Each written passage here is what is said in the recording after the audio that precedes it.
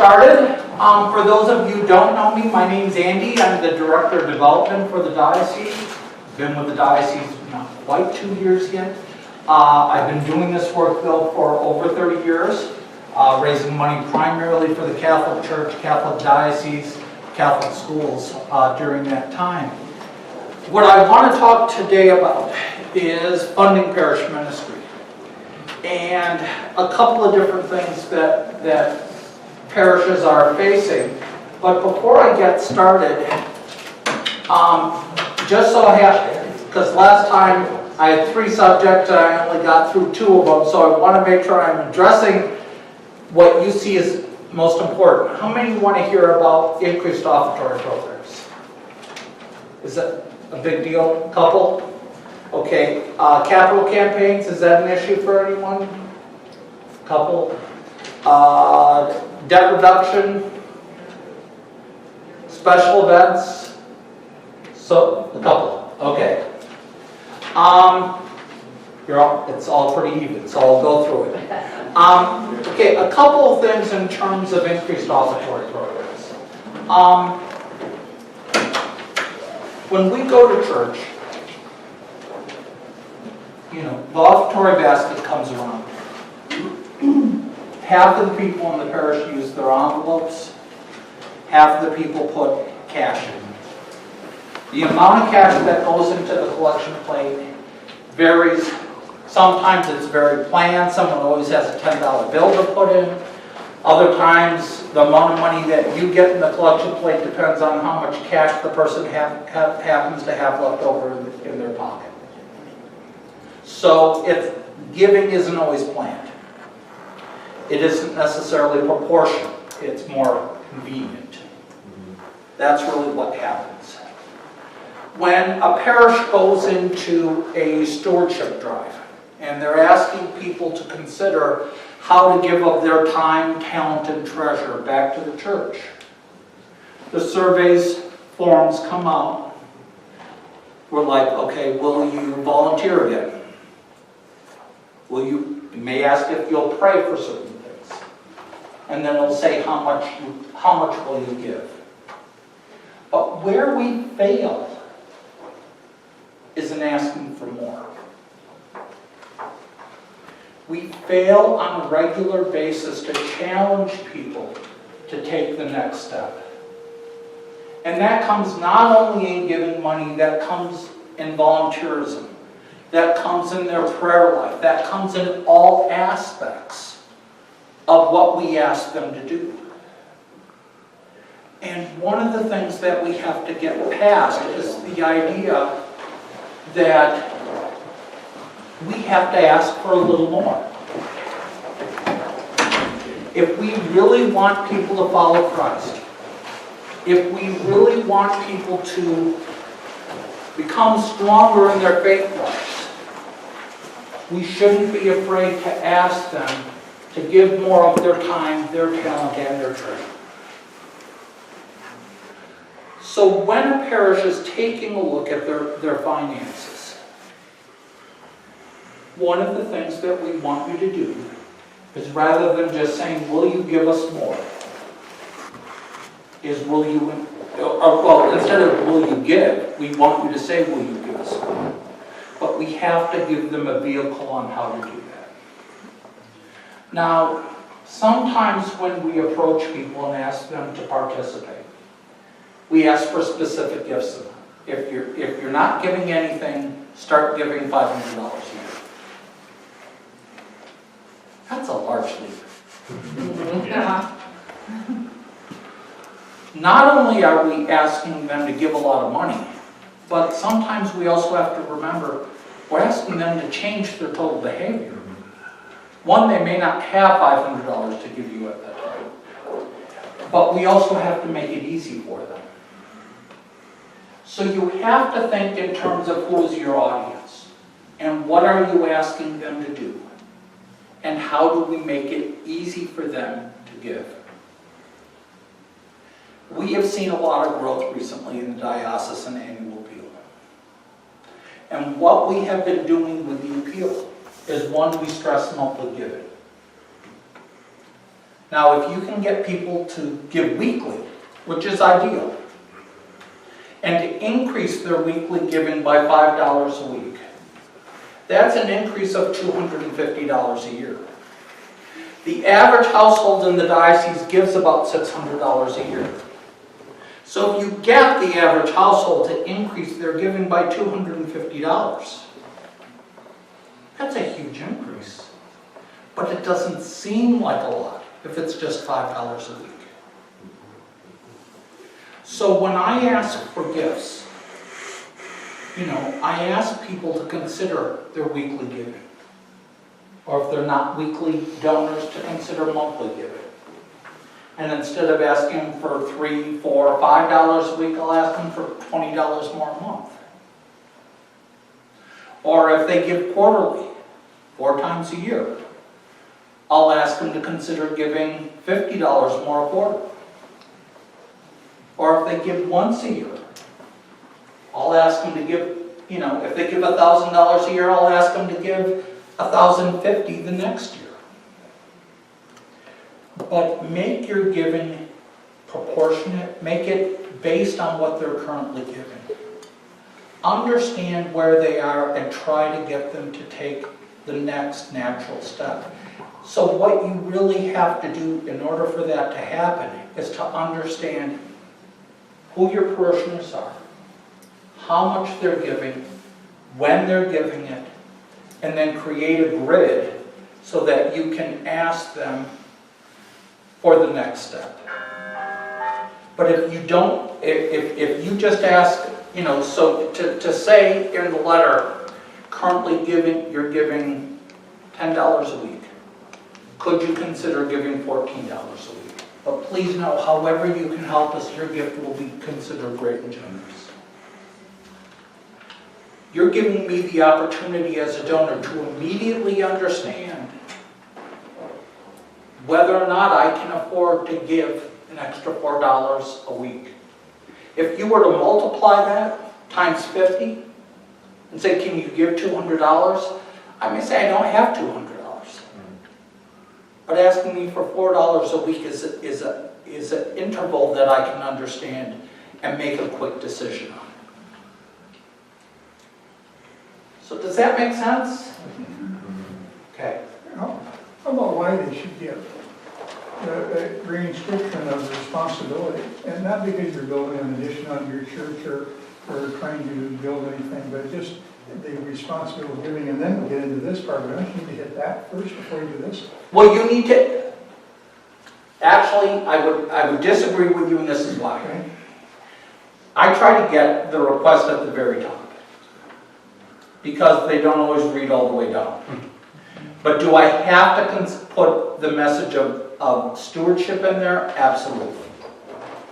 Absolutely. But then do I also have to talk about, at the same time, the need of the parish? I have to address all three. One of the things that we forget to think about with stewardship and with giving, and not just of money, but of time and talent, it's about moral development.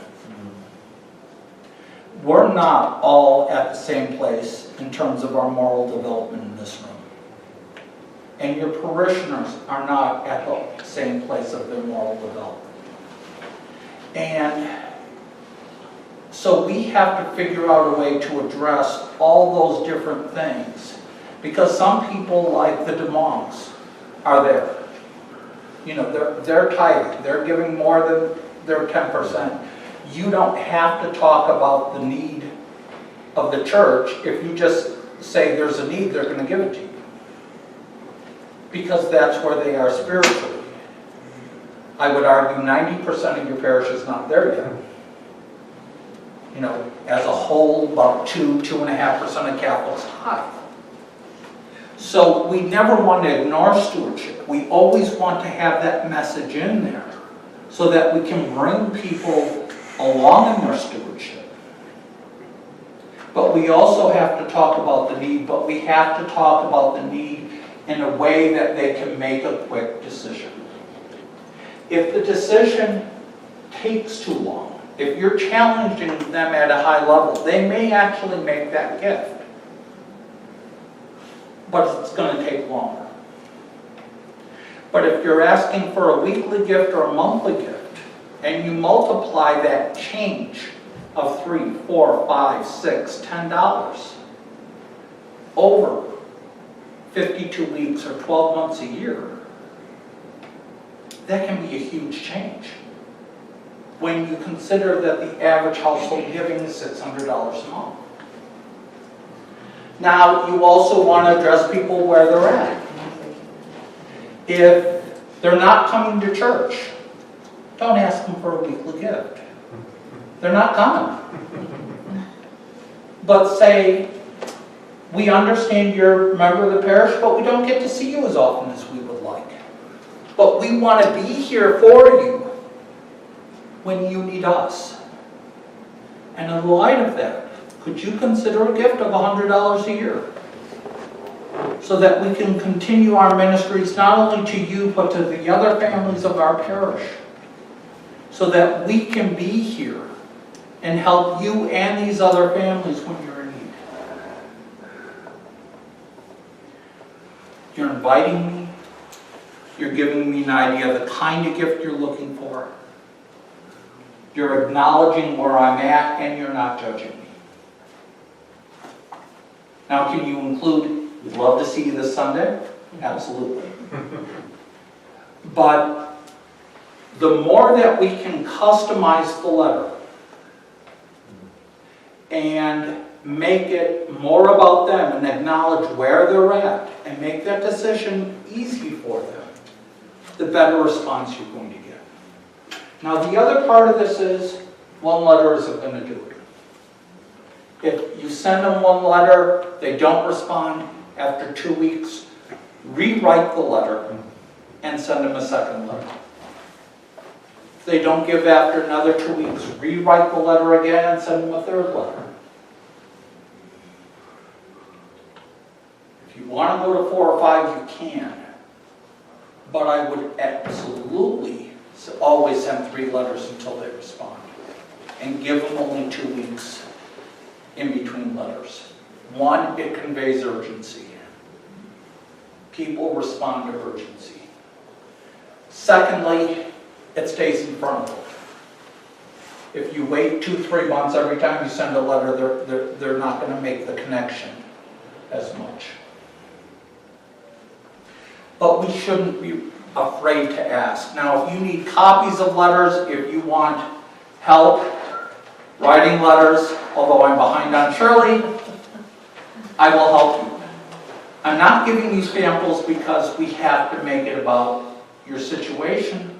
We have to make it about who your parish is, what their situation is. It's not just a matter of taking someone else's letter and saying, give. Now, the other side of this is, there are companies who will do this for you. They're making presentations today. Nothing wrong with going with them. I'm a cheap old German. They're expensive. They're typically going to charge you anywhere from $8 to $12 per household.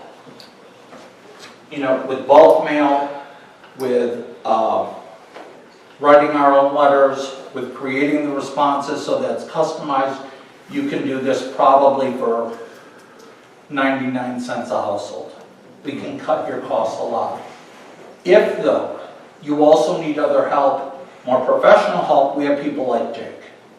You know, Jake is a designer. He does a lot of work for me for the diocese. Jake will take the letters that we write, take it to the next step, pull everything together, send it out for you, charge you a little bit for doing that. But it's a huge difference between doing it between us and then Jake than doing it with another company. Now that you can't. Or then if you want to do everything on your own and just write the letters and stuff them yourself, get them out yourself, come to me and we'll help you write the letters. But then you have to do all the mechanical side of it. But the more that you can try to do this on your own, you can save a lot of money. Can you do this every year? Yes. Do you want to always ask the same, do you want to ask people to have an increase every year? Depends on what their increase is. You know, if someone goes to tithing, you don't want to ask them to, you know, for a 5% increase in their giving. You know, we have to scan the database and look at what makes sense for those individuals. The other thing that we really want to stress is automatic giving. You know, when we do this, when we fill out the forms, if we can get more people to sign up for automatic giving, we did this with St. Andrews and Bluegrass.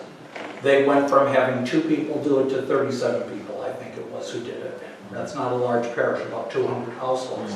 But it gives you planned income that you can budget on every month, and it makes your bookkeeper's life just a little bit easier. Okay. I have a question. Yes. So I work in four parishes. 3 are connected to the Catholic school. So which parish are you at? I'm at St. Boniface in Farmington. Okay, good.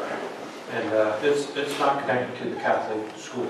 Okay. So any money that goes into the offertory is automatically, a certain percentage is set aside. 50% of our students are public school, 50% are. How does a public school parent donate to the church without being their money going to the school? Okay,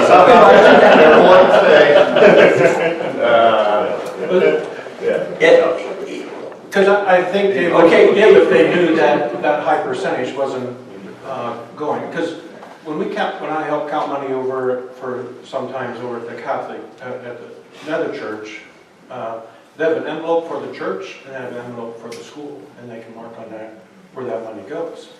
So, to be honest with you, this is a conversation we have to have with the pastor in terms of how he wants to handle it.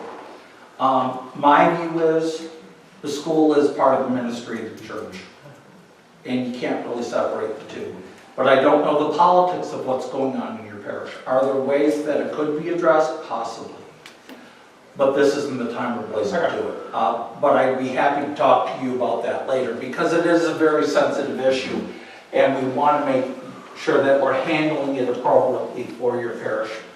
But yeah, but as a whole, I think especially in the larger parishes, I mean, Michelle, I'm going to guess that you really don't allow separate giving for the parish and school at St. Paul's. Well, actually, people can direct it if they want, but we encourage people. We're trying to reduce the gap between the school and the church and have it be, you know, we're all in community and this is a ministry of our parish.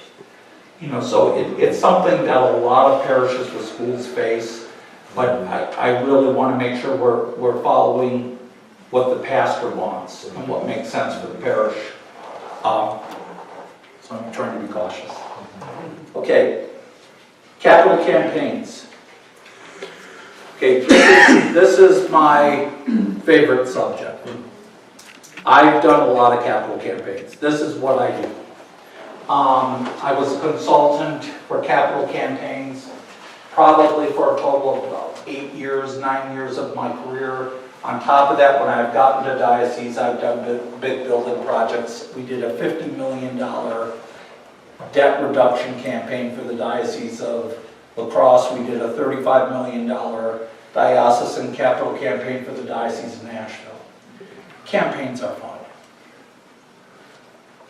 But all it is you got to come up with your need. What is your need? You have to communicate to people what the need is and why your solution makes sense. So for instance, Coralville. St. Thomas More Coralville needs a new church. They're growing really, really fast. It's not that old of a church, and they already have 70 people going to the basement for Mass every Sunday. If they don't, they're adding 20, 30 families every week. Or every month. If they don't build a new church soon, because it'll take about 4 or 5 years to raise the money to get the church built, they're going to have problems. They're going to lose households. They have the largest Mass attendance in Iowa City. and they have a church that seats 475 people. So they have an urgency. The second thing is they have a plan. This is the kind of church we want. It's not the original plan when they thought of building it. They've changed it. So now what they're going to do is explain to people why the new plan might be the best solution. But they're going to let the people choose.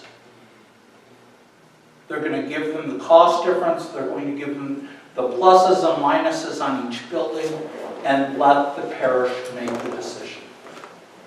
That gets buy-in. The other side of it is they're coming up with a timetable. A timetable for the campaign, a timetable for the project as a whole, so that people have an idea of what could happen when. And then the next part is they have the prospects. They have grown from about 300 households to now they have about 1,300 households. Their ability to raise money has increased tremendously because more and more people have moved in. But what they have to do now is to decide how much money they can raise. If you're building a new church, you may be able to raise as much as 4 to 5 times your offertory income. In addition to that, over 5 years. If you are paying off debt or replacing boilers, you might be at 1.5. Depending on the project, you're somewhere in between there. Parish hall is fairly attractive. Building classrooms to a school is not quite as attractive because not everyone has their kids in school. But typically a capital campaign is somewhere between 1.5 and 5 times your offertory income. We typically start with some sort of a planning study. There's a cheaper way to do it where we can cut down on the costs. If you hire a professional firm, $25,000, $30,000, does that sound right? It does. That's a lot of money for 6 weeks of work. We can teach you how to do it with our help or on your own. And then the campaign itself, it's a big campaign. You're going to need to hire a firm. We can talk to you about how to hire a firm, who to look at, who to stay away from. Or we can try to work with you on that as well. But it takes a little bit of money to raise money. Even if you're doing it on your own, the cost of creating the materials and everything else, there's a cost to it. We want the quality to be there. Again, Jake has done capital campaign materials for a lot of places, does a terrific job. He's very reasonable with that. But don't be afraid to raise money. The big thing is, and this will make a little bit of a difference, if you allow for donor recognition, and not every pastor likes that, but if you recognize people's gifts, and you can recognize everybody at the same level, you can have your high donors, your low donors, you don't put dollar amounts, but donor recognition does make a difference in terms of what you will raise. And typically you will raise 20% more if you have some sort of donor recognition. Now, you also have to plan in the budget then for the cost of the donor recognition, and there's a whole variety of different ways to do it. One I would encourage you to take a look at is what was just done at Sacred Heart Cathedral. It was done on a TV screen. The advantages to that is you can change it.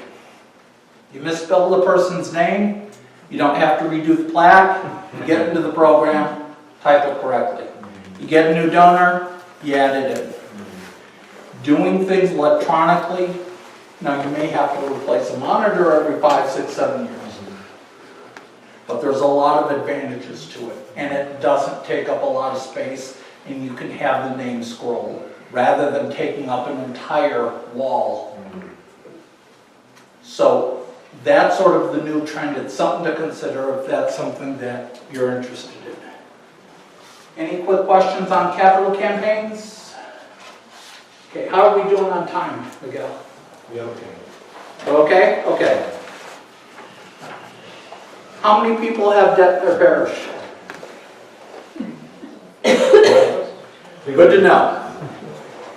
Not wrong with debt, but you don't want it hanging on too long. If you have a current campaign or a campaign that's just been ended, the easiest way to get rid of your debt is to ask people to extend their pledges.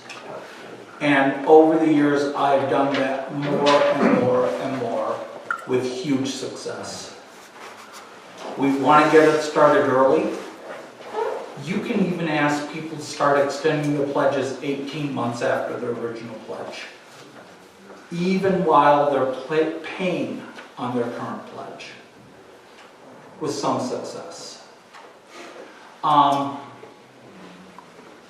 I've done this in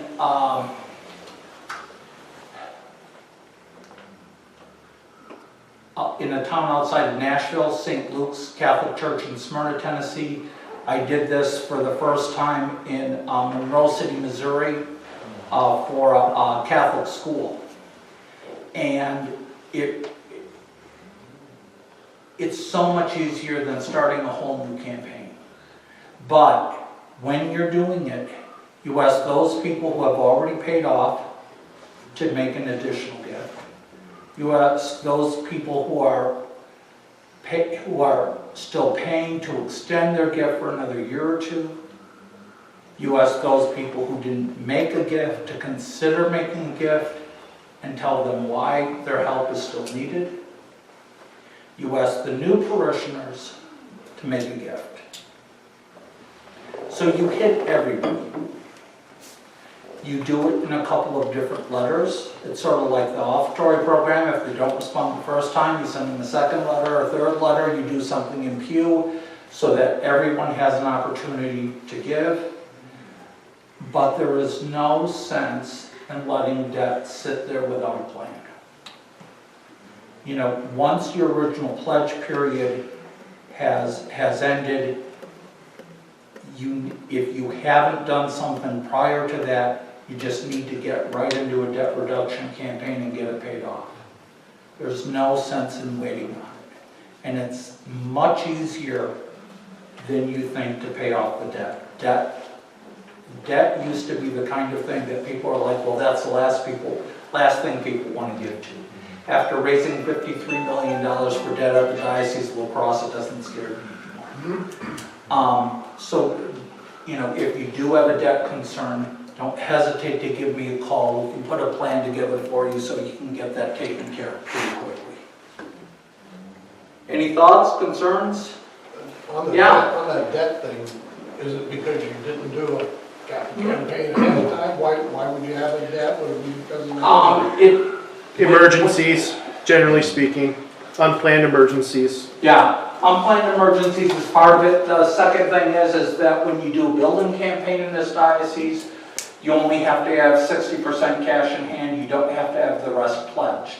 So a lot of parishes will go into a building project without having the total commitment. And to me, there's just no sense in letting it sit there. You know, you just need to address it. And it's, people will give. You just have to give them the urgency of why you want them to get it taken care of, and they'll take care of it. Are there any don'ts as far as capital campaigns, like mistakes that you've seen?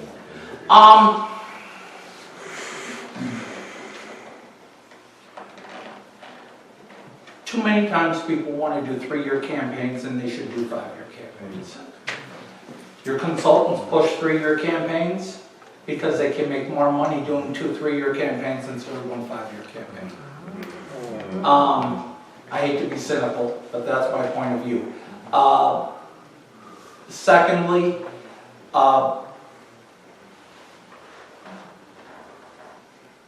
I think you really have to think about how you can create the urgency. I think the more that you can convey urgency to people for the project and get people's input to the project, so you get the buy-in from people on the front end, it's not all top down, the better you're going to do. Sometimes we don't take enough time to spend with the parish as a whole to get them behind the project. And I think, letting them have input into the planning process itself is helpful. And I think sometimes we don't ask for enough money.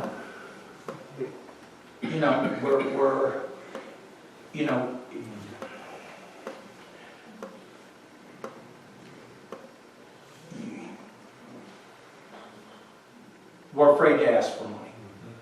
I think that's part of it too. But in all honesty, you just gotta go for it. Anything else? Okay? Yeah. Do you anticipate a problem? I don't do taxes, my wife does taxes with this new, I don't know, The new tax law. new tax law. Is that gonna be, do you see a drop? or expect- Well, okay, so the question is, will the new tax law affect people's charitable giving? A couple of people. There are people who give because of the tax deduction, or give more because of the tax deduction. Majority Catholics don't itemize. Only 35% of people itemize.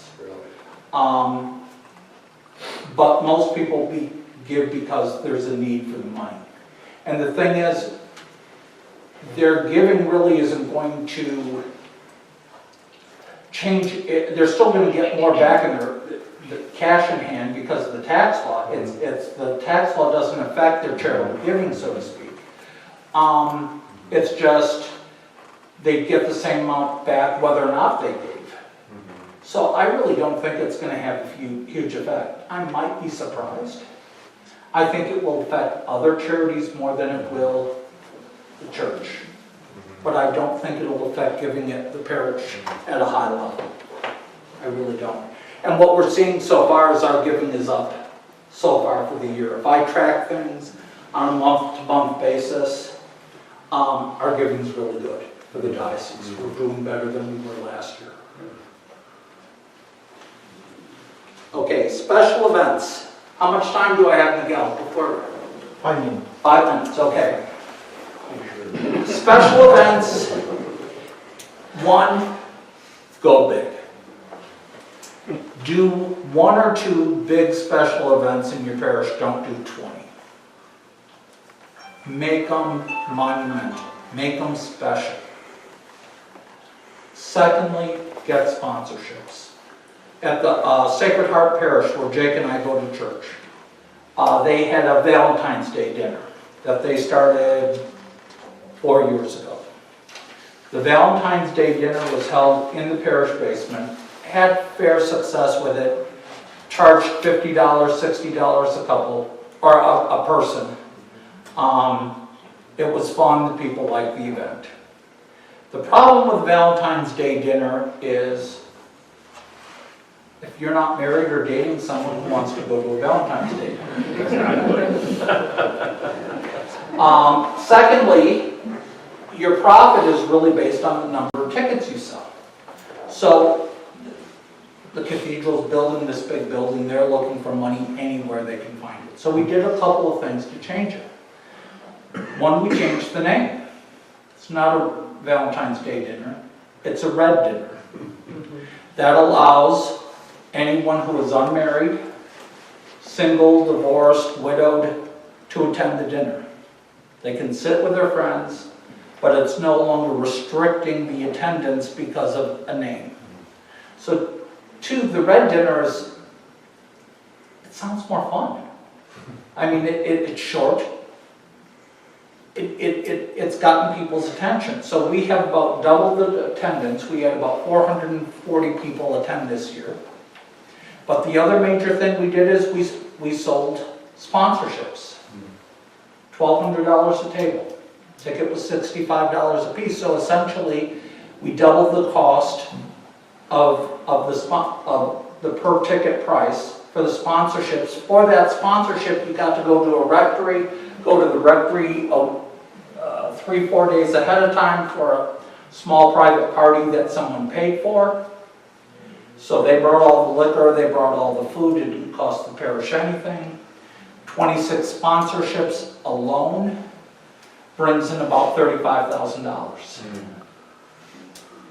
Then on top of that, we had table captains. We had 16 table captains who didn't have to sell or didn't have to buy a table. All they had to do was fill a table, and they got to attend the party as well. So by having sponsors, we were able to increase the revenues tremendously without any real extra cost other than the small reception we had at the rectory that somebody paid for. It didn't cost us anything to do the table captains, but it guaranteed that we were going to sell the seats. And then we added a number of 18 silent auction items. We didn't want anything too big, but enough to bring in extra money. Those brought in, and these were all like things that people just donated that really didn't cost them anything, like condos and stuff like that. That brought in another $24,000. So, you know, sponsorships are going to make a huge amount of difference. Raffles to a point can make a huge amount of difference. But make them big, brand them. And the other thing is change your chair people. Have different chair people every year. And then have your co-chair people from one year be the co-chairs the next year. And every year you have to add new people to the committee and cycle people off. Where special events get into trouble, it's the same people doing it every year. They take ownership, they eventually get burned out, and the whole thing dies. I mean, is that what you've seen in your parish?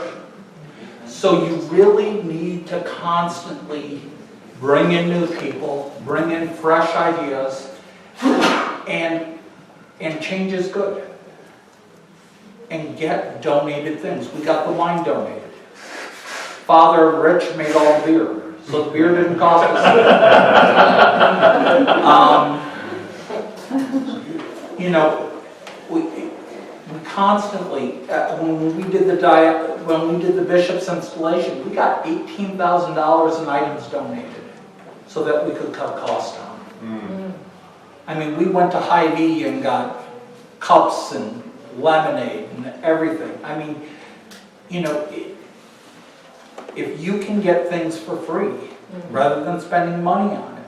I mean, what we've even done is for, like, if you're having wine at a restaurant, ask if you can bring in your own wine. Run over to Sam's Club if you can't get it donated. You can buy the wine for $7 a bottle. If your corkage fee is only $5, you're spending $12 a bottle instead of the $18 that they're going to charge you at the restaurant. So always look for what you can get for free. Okay? And then the last thing is tell them how you're going to use the money. Always tell them how you're going to use the money. All right, we have great food upstairs. We have barbecue, beef brisket, pulled pork with coleslaw, chicken with pesto sauce. So go up and have some lunch. Thank you for joining us.